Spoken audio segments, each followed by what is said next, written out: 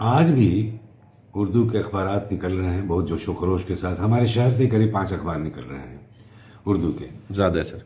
हाँ, तो इसका मतलब है कि उर्दू के पाठक हैं, पढ़ने वाले हैं, रीडर्स हैं, तभी उर्दू के अखबार निकल रहे हैं।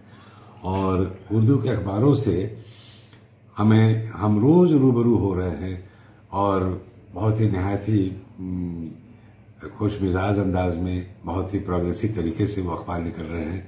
और मुझे याद है कि इस शहर में भी हम लोगों ने एक जलसा मनाया था 200 साल, और वो बहुत खूबसूरत जलसा था जिसमें काफ़ी लोग आए थे और मुझे भी बुलाया गया था और मैंने भी 2-4 बातें रखी थी अपनी, और ये भी बताया था कि उर्दू एक बहुत ही खूबसूरत ज़बान है।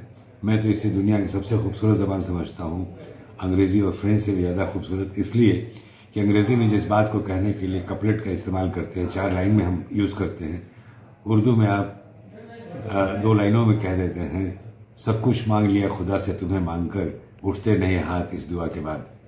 तो ये खूबसूरती उर्दू को छोड़ करके आपको कहीं नहीं मिलेगी, जो नज़ाकत, जो नफासत। ये तो मैं अदब की बात कर रहा हूँ, साहित्य की बात कर रहा हूँ, लेकिन वो ज़बान जो है उर्दू की, वो इतनी खूबसूरत ज़बान है और हमें इस ज़बान के साथ चलना चाहिए, इस अखबार के साथ चलना चाहिए और ऐसी कोशिश करनी चाहिए कि उर्दू जो हमारी मिट्टी की ज़बान है, हिंदुस्तान की ज़बान है, जो यहाँ की ज़बान है, यहाँ के हिंदुओं की ज़बान है, मुसलमानों की ज़बान है, और लोगों की ज़बान है, उसमें अखबार निकलने चाहिए, रिसाला निकलनी चाहिए और उस पर सेमिनार होने चाहिए, बातचीत होना चाहिए और ये सिलसिला जारी रहनी चाहिए।